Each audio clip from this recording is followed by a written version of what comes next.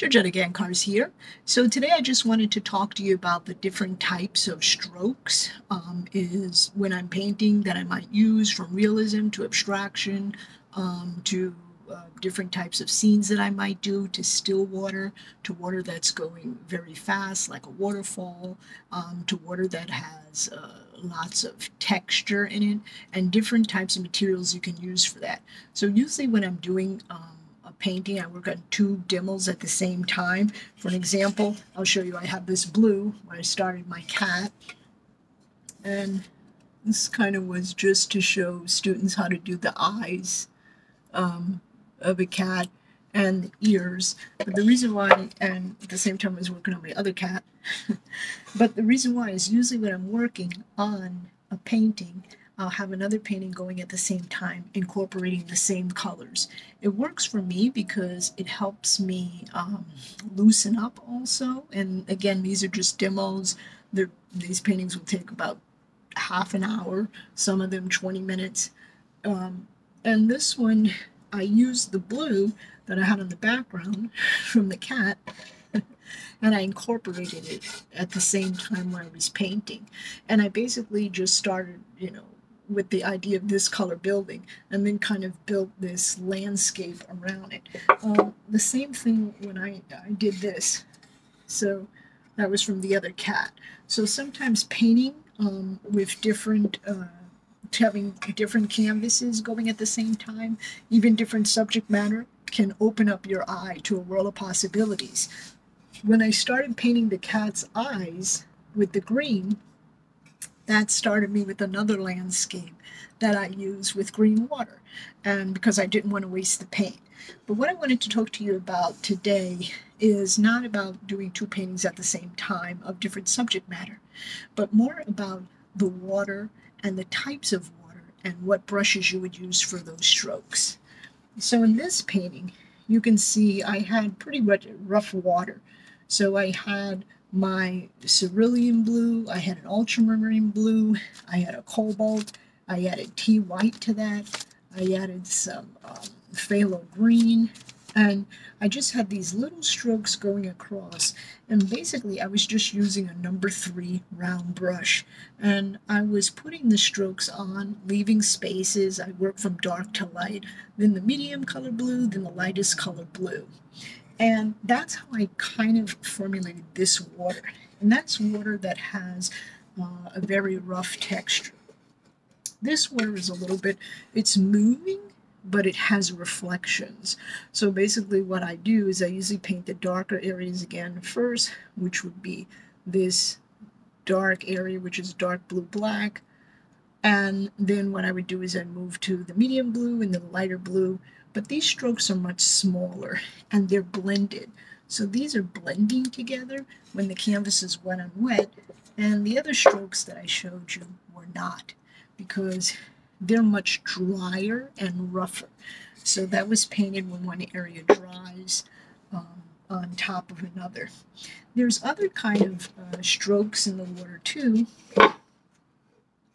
And this was, I'm using here a rigger brush, and you can barely see the strokes. They're very small. They're really blended well together. They come from the sky, the reflections here in the sky. And this is wet on wet. So you can see the strokes, but they look a little bit smoother. And this is when I did the other demo you saw me online. And these strokes also are a little bit blended. And then I had to blend their shadows in. And last couple of ones of reflections are these reflections. And this is a darker canvas, and it's basically just oranges and umber browns, sorry. And these are really rough strokes, right? And this is with a larger flat brush, and you can see that, plus the palette knife. And this was all palette knife.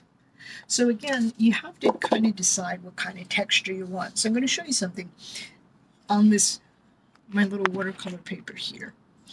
What I'm going to do is I'm going to dip my brush in my water, wipe it off on my rag, and I'm just going to pick up some blue. And I'm just going to put these blue strokes down in no particular order. Just have these blue strokes. I'm going to put them up close so you can see them. I did them very, very light. Okay. And I'm going to continue with them. And you see I left that space in between. Okay. And then what I'm going to do is I'm going to build them up more. I'm going to take another color, maybe like a green. And I'm going to go in between where I have those blue strokes. And you see what happens. Okay. And you know, I could go with another color, like a green and a white, or whatever color I wanted to put, a newer color. It could be a different color blue. And I could just go and I could keep building up those areas.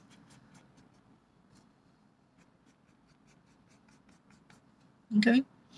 And depending on how far you want to go, you can keep building and building and building and using different colored blues. You could add the blue with white if you wanted a tint, you know, depending if there might not, you might have some shadows. But you could add white on top. So basically you get the idea. Okay? Now the other thing that you could do is while the paint is wet, you could use a fan brush, or you could use any kind of brush that you want to blend. So a fan brush kind of looks like a fan. And what I'm going to do is I'm going to dip it in my solvent here. I'm using acrylics. You could use oils. You would dip it right in your linseed oil and turp. I'm dipping it in water. And when I blend it, I get that beautiful soft transition. So it's no longer very rough. You see that? The other thing I can do with my magical fan brush is I can dip it in, I'll show you, I can dip it in some, let's pretend we're using, let's see, I'm going to dip it in my ultramarine blue. So I have my fan brush. I'm just going to dip it in the tips. You see how I'm only dipping, putting the tip of the brush? Okay, and then I'm going to dip it in some white. Okay, so that's what the brush looks like. Okay, and then what I'm going to do is I'm going to take it here, I'm going to go like this. And I kind of get this. It's very soft. If I wanted it to be very dark, I'm just going to pick up some blue. And I did a whole video on the fan brush anyway. And it's really cool because if I love the fan brush when I'm painting water, because with waves it works really cool. It gives you instantaneously lines going across. And I'm going to do it real big for the camera. Right? Let's make those lines real big. Okay. And you can blend it. You can put another color in between. So it's really good for impressionism. If you want to get that thick color on the canvas, we're going to cover what we did before.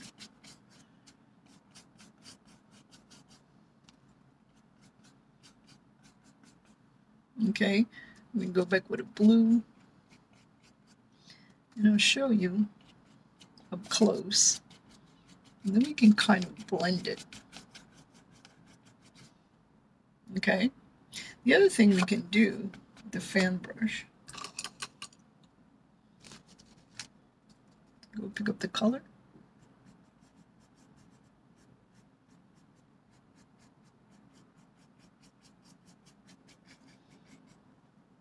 Okay. You see how the layering would be easier to do? Okay. The other thing is you could get a palette knife.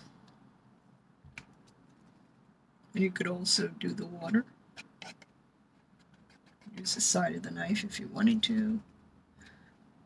I teach a palette knife painting class, so we do a lot of just abstraction and almost impressionism, realism.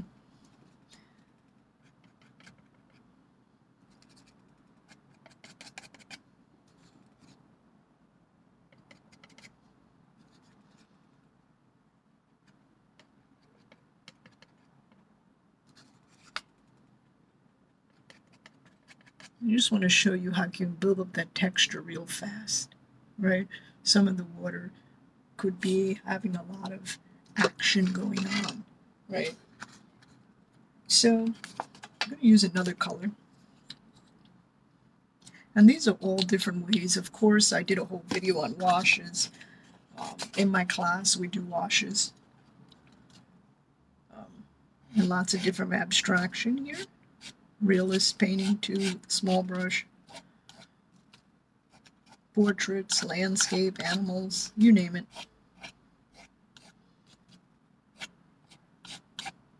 Plus, you know, if you like touring, you can join me on my tours and look at my Apoli tours. So I left these spaces in between. And then what I'm going to do is I'm going to go with another color in between here, like a green. I'm just going to build that up.